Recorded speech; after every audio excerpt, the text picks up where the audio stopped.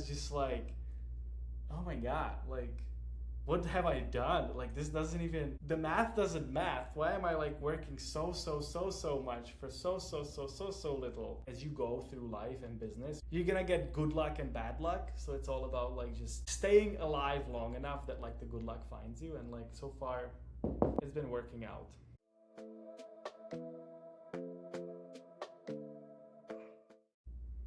All right, Thomas David Yee, welcome to Beyond Fulfillment. Hey, how's it going, Dave? Pleasure to be here. Yes, fantastic. We appreciate you taking the time. So, Thomas, you've got quite an interesting road to how you became an entrepreneur. You actually have a degree from a university in Prague in theoretical mathematics, but now you're here in the U.S. running a supply chain tech consulting company. So just to set the stage for our listeners and on how that all happened, can you talk about how you became an entrepreneur? Yes, I'll give you like a long story short, and then we can dive deeper into any of those sub stories. But yeah, so I'm from Europe, from Czech Republic, tiny country next to Germany, and yeah, that's where I grew up. And I studied theoretical mathematics because I was good at math. I played chess when I was a kid. So I was like, I'm gonna study math at university. And at some point I was like, maybe I'm just gonna get like a PhD in mathematics and like study, solve like some of like the big unsolved problems in mathematics. That didn't quite work out. I didn't get to the schools I wanted to do the PhD and blah, blah, blah. And so then as a plan B, I was like, all right, I might as well go get a job in tech. And so I applied all over Europe. Amazon said hello, and they were like, hey, you want to like start working for us in like supply chain? They had a whole like software dev team based in Luxembourg in Europe, which is like the European Seattle for Amazon. They have like thousands of employees there. And I was like, sure, I don't really know where Luxembourg is, but like, yeah, I'll work for Amazon. And then they gave me the offer. I moved to Luxembourg, worked 2 years in Luxembourg, then they moved me to Seattle. I worked 2.5 years for Amazon in Seattle. A bunch of software for Amazon's warehouses, right? It was more like the Amazon's middle mile, like how do you move the Amazon sort of fulfillment strategy, right? It very much like hub and spoke kind of deal where you have these massive fulfillment super centers and then like sort of volume moves from those massive fulfillment centers to more localized sort centers and delivery stations. There's a bunch of like sub problems to how you like minimize the cost as you're like fulfilling, this like incredible demand. Once I hit like my 4th year at Amazon, that's when I started to think about how can I branch outside of Amazon? Can I do something on my own? The fundamental insight was, Amazon is already super sophisticated, and it's probably the most sophisticated supply chain operation in the world. And yet, as an insider, I saw so much room for improvement, right? It's the best supply chain operation in the world, and yet there's still so much room for improvement. So my hypothesis was, if I go outside of Amazon and I start helping people who are doing, fulfillment work that are not Amazon, there's gonna be even more opportunity. And so that's how I left, and luckily, knock on wood, early on I was able to score some good customers that needed some like random software work in like early 2024, and then never looked back. My motto that I took from Amazon was always whatever customers want or prospects want, I always say yes to, and then we've kind of figure out how to make that happen, on the back end. And yeah, so far it's been going pretty well, I have to say. Feeling very blessed. Okay. All right. So appreciate that whole intro there, and a lot to unpack. So first of all, when you're growing up in Czech Republic, right, and you're going to university to study mathematics and kind of figuring out your path, did you ever envision yourself coming to the U.S.? Yeah, definitely. So I'm half American, right? So my dad is from Wisconsin, believe it or not. But I was born and raised in Czech Republic, right? So like, my dad left the US, went on like a Euro trip, when he was like early 30s, and then met my mom and never left, right? And stayed in the Czech Republic and had 3 kids. And so then he stays. He's super happy in Prague. But growing up, I had a super like Czech growing up, apart from most summers I spent in the US, in like the Minneapolis suburb area. That's where my dad's from, you know, like the Wisconsin side of Minneapolis. And that's where we spent, me and my sister and my dad, most of our summers. And so I definitely knew America existed. And you know, my dad was pretty good about like making us remember that we're Americans too, not just Czechs. He would take us to like New York City, to Chicago, to Miami, to kind of like show us more of the US. So like I grew up knowing of America and how like life in America could look like. So I mean, just like knowing that, it's hard not to want to come to the US. But of course, my growing up was like sort of like very optimized for like competitive gymnastics.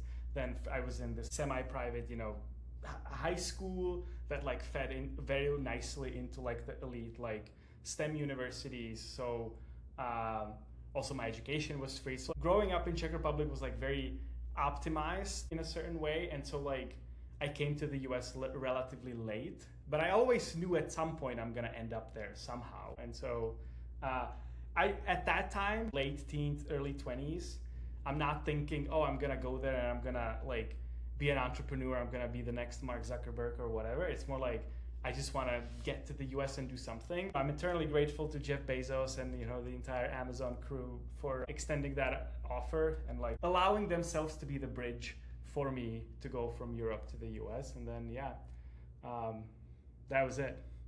Okay. All right. So you start working on Amazon in Luxembourg. Eventually you get transferred to Seattle. And like you said, right, I don't think anyone would argue they're the most sophisticated logistics operation in the world. But yet, like you said, there's so much room for improvement just in terms of even like the half empty boxes and different things Right. you saw on the inside. So, and you're now in the U.S. full time, and you're kind of feeling that urge of like, The wow, energy. the energy, yeah, of what's possible, right? Yeah. Being No in the ceiling, man. No limits. yeah. So then, what made you finally make the leap to go and leave Amazon to start your own company? Right. So I'm working at Amazon, right? There's a bunch of content about working at Amazon, right? A lot of it is not positive. My experience was generally not like that. I was fortunate again. I had pretty good teams, and I've won. But like while at Amazon, I'm constantly thinking, right? And like I'm meeting people, and then one thing that I did, I attended ProMat in 2023 in Chicago. And there I meet Andrew Hayner, from Medusa Distribution. It's a logistics company in New Jersey. At that time, I didn't really even know where New Jersey was, but like I just met Andrew and he was a super cool guy. And so we hit it off. He's kind of talking to me about his company. I'm kind of talking to him about my experience at Amazon. I'm kind of telling him about some of like the ideas that I'm thinking about of potentially starting some kind of a company. And he's like, we're not a tech company, but we have all these like random tech problems with our WMS. And he starts talking about some like packing boxes and building pallets and stuff, and et cetera, et cetera. And so we just hit it off, and it seems like there could be some kind of a potential, but like, we leave, we keep in touch, kind of the conversation slowly evolves into, is there something here? And then eventually Andrew's like, hey man, I actually have a problem, and I think you'd be like the perfect person to solve it. Like, if you want to like leave Amazon and start a company to solve this problem, we'd happily be your first customer. This was not like the first time I'm trying to like branch outside of Amazon, but this was the first time when I had like a reasonably sized company with like a reasonable budget say, if you're ready, we're ready to like invest right now, right? And so and even though I had a very comfortable and happy life in Seattle, I just had this sense that this opportunity might not come again. I might not meet another Andrew Hayner, or at least it might take a long time. So, I was just like, all right, let's give it a shot. I sent in my 2 weeks to notice to Amazon, drafted some contracts with Andrew. We signed the paperwork, and project started, and that was it. Hey, let me tell you about Max Capital Hub. If you're an entrepreneur trying to get funding, but your credit's holding you back, these are the people to call. They do business loans, business funding, and they'll actually help you clean up your credit so you qualify for more. They're not just handing you paperwork, their team builds an actual strategy around your business. So if you've been stuck or the bank has told you no, give Max Capital Hub a call or book a free consultation at maxcapitalhub.com. Tell them I sent you. Okay. All right. So you obviously you're looking at things to do. You have ideas. You're going out meeting people. Like you said, you hit it off with Andrew. He has a problem he needs solved. The budget's right. Everything lines up. And he basically says, look, if you're ready, we're ready to invest in you. And at that point, sounds like you didn't hesitate at all. You knew like this looked like the right opportunity. And if you passed up on it, it might not come again for a while. So That's exactly right. So you made the move, and then what happens next? Well, it was kind of funny because like it was one of those situations where like it's super obvious to you, it's super not obvious to everyone in your family. My mom, my dad, my then girlfriend, they were all like, dude, like I was living in this like nice apartment like by the lake in like downtown Seattle. I had a really good job, like in certain way I've like achieved some kind of status, right? And now I was like, yeah, I'm leaving that and I'm just gonna like live in this tiny town in New Jersey, try to like, you know, put together some kind of a, you know, warehouse hardware plus software solution for this like random company, right? And people were like, huh? Why would anyone do that, right? And then but it was funny because to me it was like the most obvious thing to do. Like I've been waiting for an opportunity to like prove I can execute a tech solution end to end myself on my own account, right? But yeah, like I said, my parents are not entrepreneurs. Like my close friends who all work in tech, they couldn't quite understand, and so so I had to, at some point I kind of stopped convincing people, but yeah, I extended my notice. I have a very uncomfortable conversation with my then girlfriend, and I buy a one-way ticket from Seattle to, you know, Newark Liberty Airport, and that was kind of it. Wow. Okay. All right. So you basically, like you said, it was obvious to you, like, I'm doing this. This is my opportunity. All your friends, family, everyone's like, huh? Like, what? What do you think? No one understood it. No one understood it. Now that it's kind of working out, people are like, oh, that's why you. Oh, makes sense now, right? But back then, it was not obvious at all.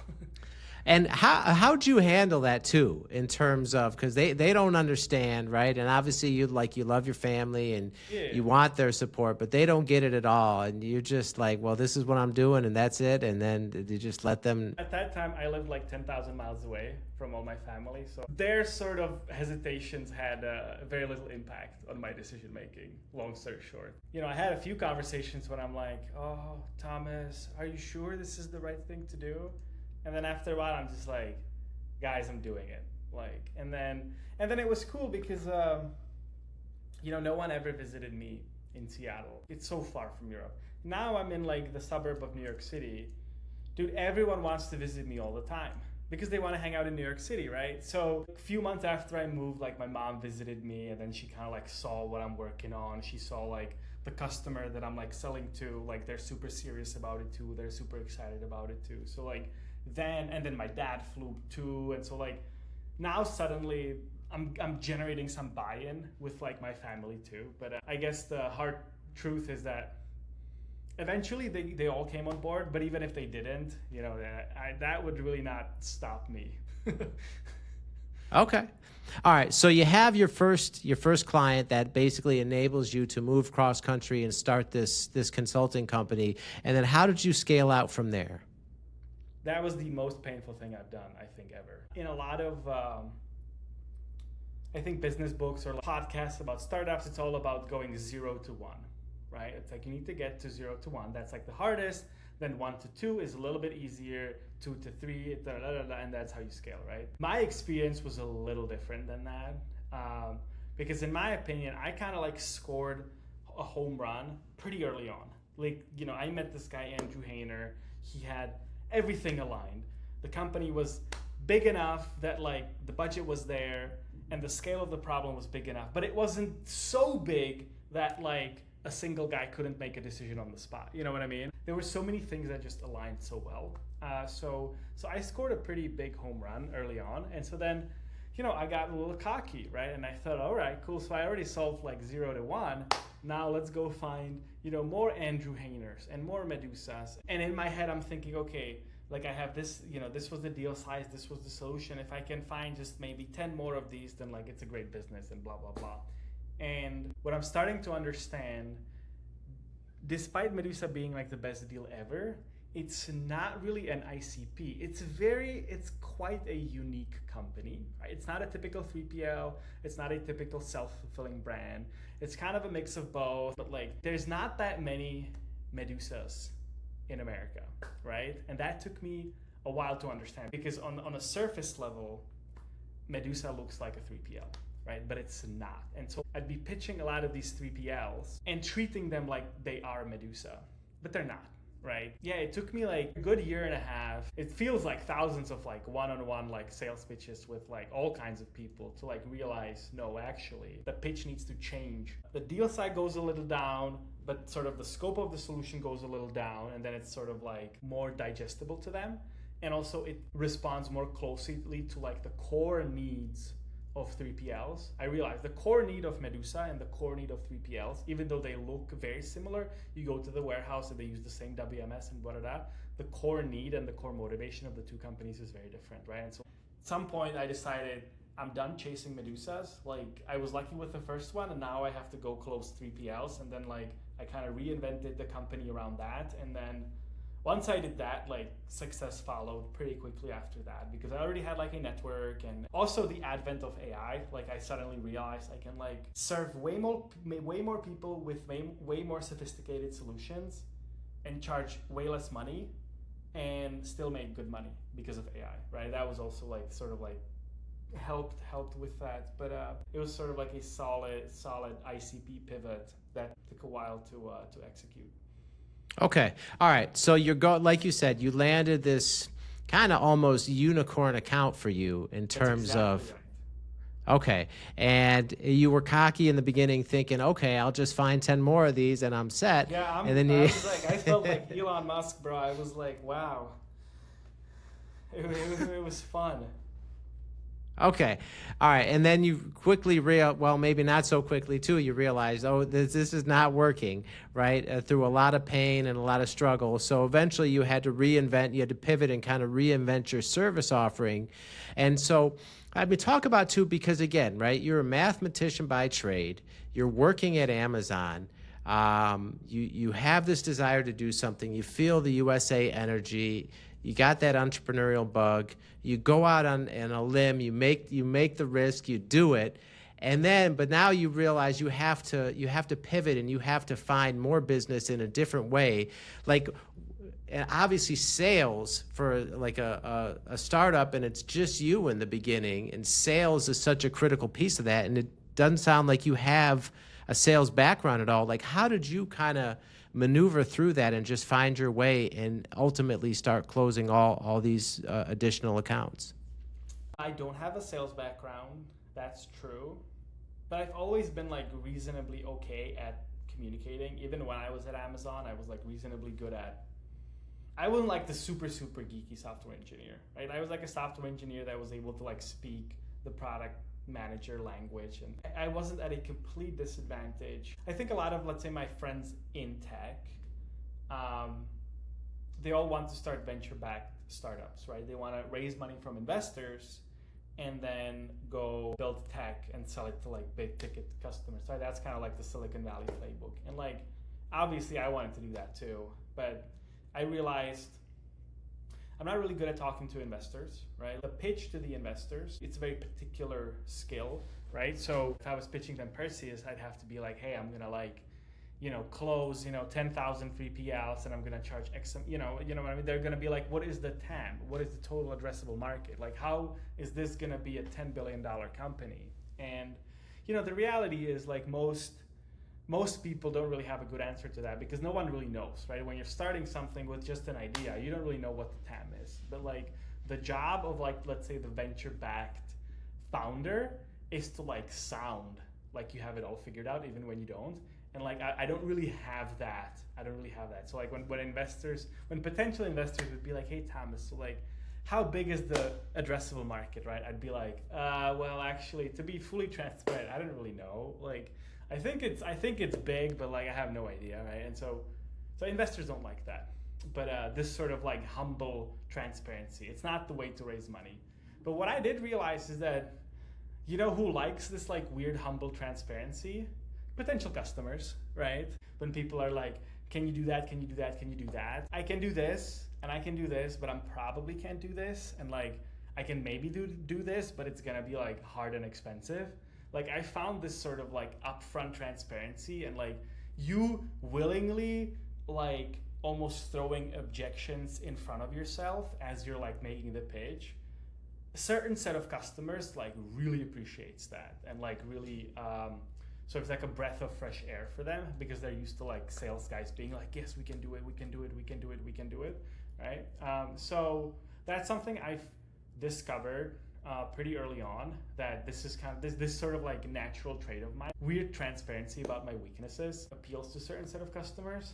But then my main struggle was, even though I was like decent at sales, my big realization was like, you can't sell if you don't have anyone to sell to, right? It kind of starts at the top of the funnel, right? Before you can do your pitch, you need to get people on the call and you need to get them in a certain mindset, right? That like you're actually someone worth listening to. And this whole like, you know, how do you build the audience? How do you build some kind of a brand? You know, the word brand, I knew what the word brand meant theoretically, but I actually like didn't really know how it like drove decisions, like buying decisions. And then for the first time, I'm like, okay, why is it that like when I say something, no one cares? And when like, you know, this like YouTube influencer says the exact same thing, everyone's like, oh my God, he's a genius, da da da. And then suddenly I'm like, oh, that guy has a personal brand. I need to be like that guy. And then suddenly people are gonna listen and they're potentially gonna buy.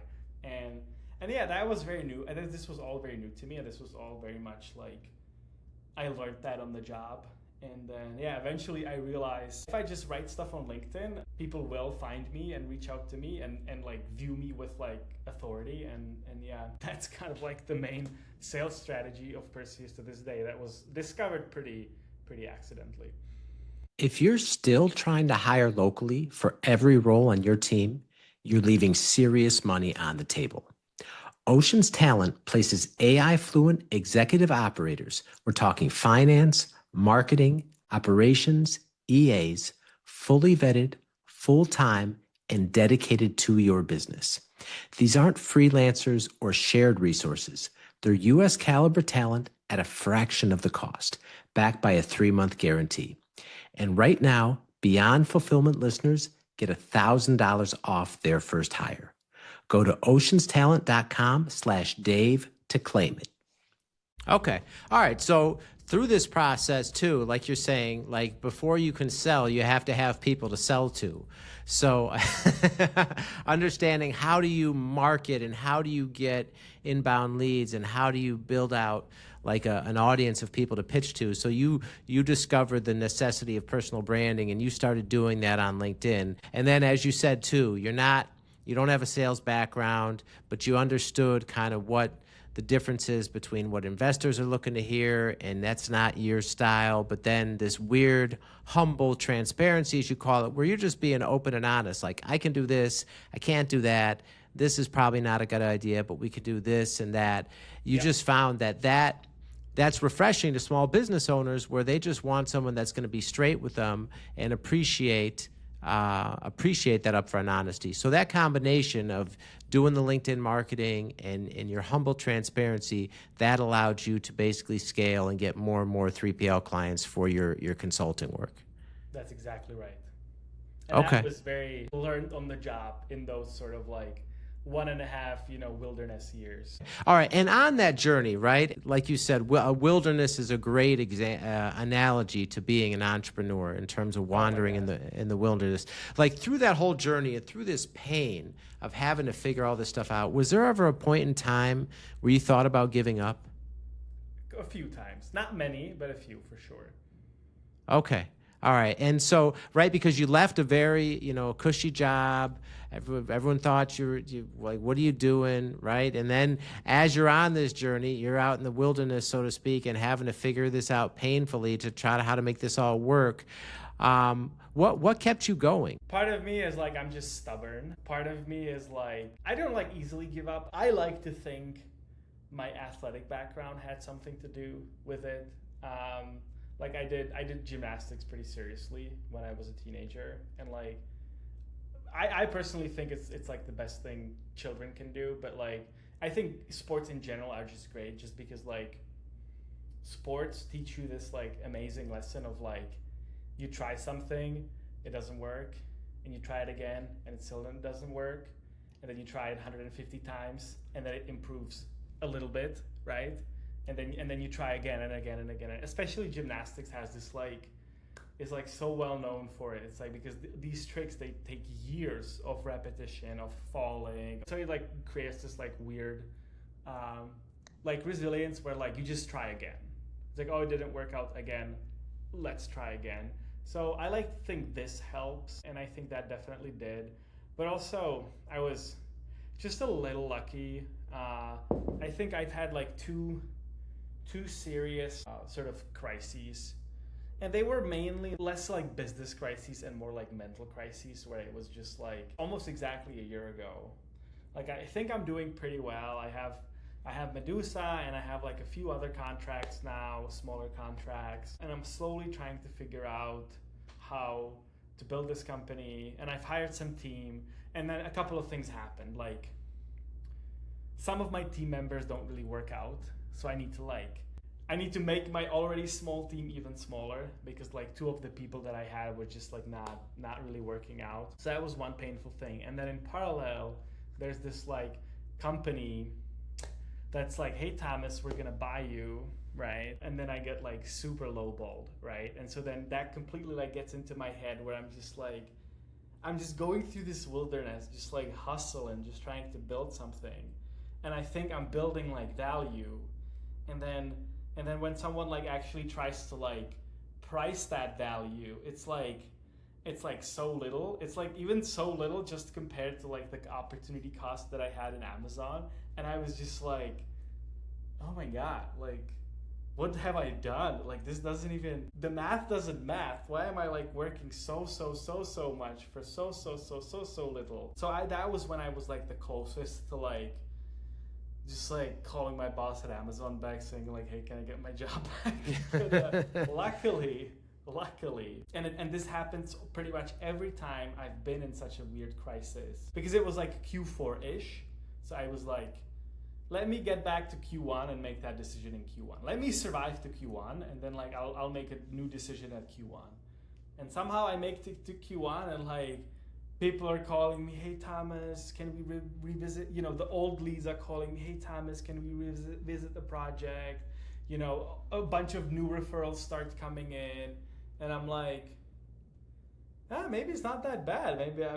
Maybe I was overthinking it. I think it's a combination of like a little bit of grit and just like keep going, because like, yeah, my favorite sort of like business author, he keeps saying like, as you go through life and business, you're gonna get good luck and bad luck. So it's all about like just staying alive long enough that like the good luck finds you. And like so far, it's been working out. Ah, yeah, just don't die, right? Don't die, exactly. Jim Collins. Yes. All right. So you make it through that Q4, Q1, all this stuff starts happening, and you realize that it's just, it's not that bad. Maybe you're overreacting, and you press on. So what's Perseus look like today? So Perseus it's kind of a hybrid between a software consulting company and like a product company. We specialize in very niche tech for warehouses, right? And whether you're a 3PL or a self-fulfilling brand, or if you have warehouses and you move stuff around with like parcels, pallets, you pick and pack stuff onto parcels or pallets or whatever, like we have some solutions for you, right?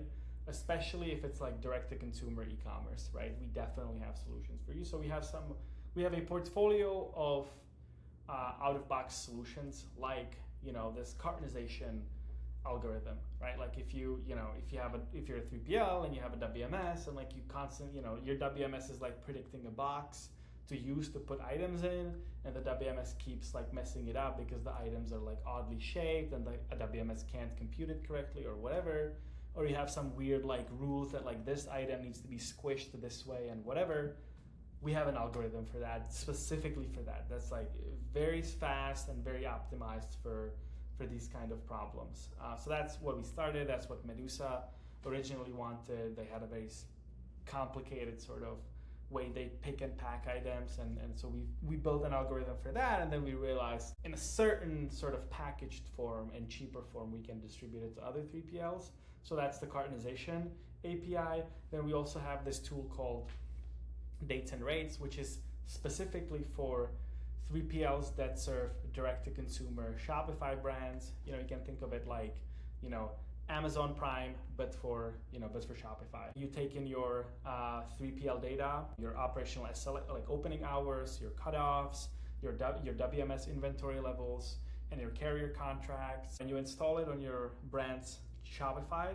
And then whenever a customer of the brand is on the checkout, that checkout request isn't served by Shopify anymore. Instead, that request gets sent to us, and we rate it against the 3PL configuration and the 3PL Easy Post and UPS and USPS, whatever the 3PL has negotiated, and whatever pickups and everything the 3PL has with that carrier, and we give like a super accurate delivery estimate to the checkout, right? So the customer can be like, okay, free shipping 5 business days, but like if you want like FedEx 2-day, you can have it in 2 business days for like extra $15, right? And then our job is to make sure that whatever they choose, that label gets printed on the back end. And so that's our second sort of out of box solution.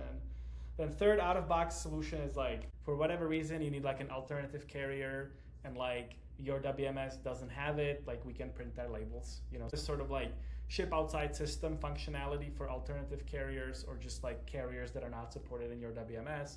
We can print your labels for that. And then finally, we sell consulting. We always come up with some kind of a very low cost like software solution that's sort of like amortized to a reasonable monthly fee. But it's like, what's your random problem that you have with your WMS or TMS or Shopify or whatever? Okay, can we build some API connections, maybe some AI that like responds to some very specific thing that you need and no one else needs, and we just build it.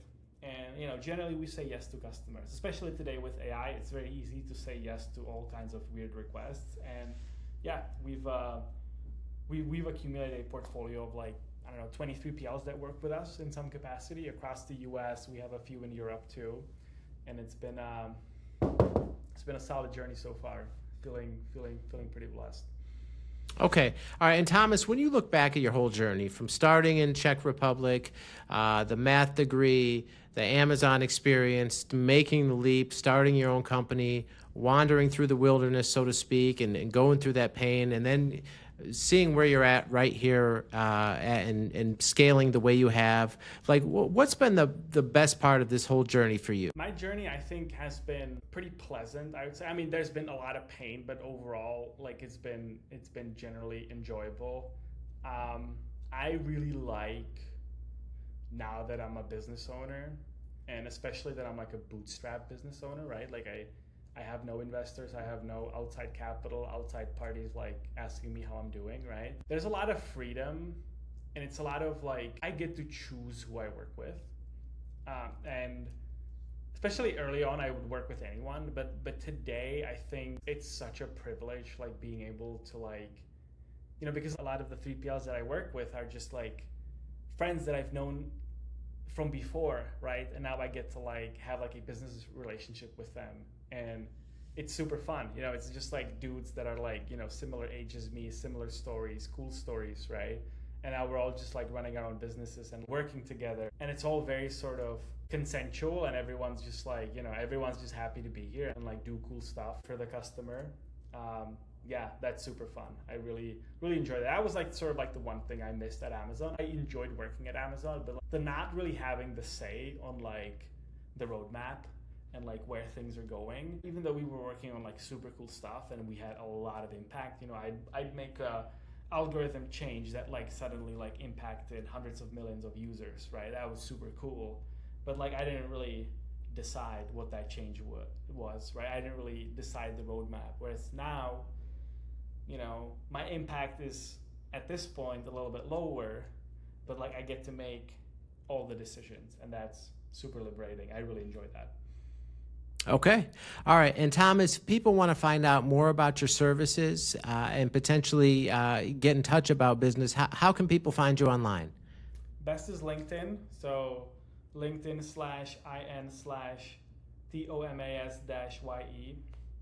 And you can also visit our website, www.getperseus.com. Okay. All right. And we will link all that in the show notes for everyone. Awesome. Thank you so much. Yeah, Thomas, thank you so much for taking the time to be here and sharing all this incredible wisdom from your journey with our listeners. We greatly appreciate it. Appreciate you, Dave. Thanks for having me. All right.